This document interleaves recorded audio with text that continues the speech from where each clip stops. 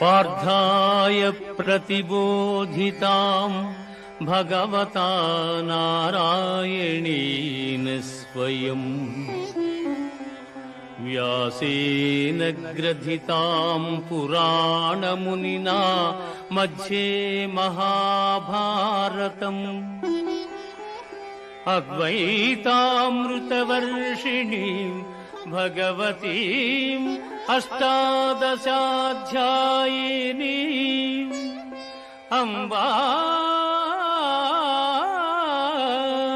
త్వామనుసందధామి భగవద్గీతే భవద్వేషిణీం భగవద్గీతే భవద్వేషిణీం.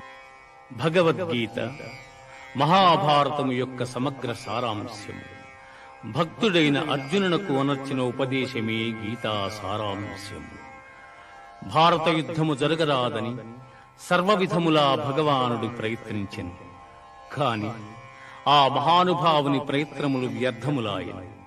అటు పిమ్మట శ్రీకృష్ణుడు పార్థునకు సారథి అయి నిలిచెను.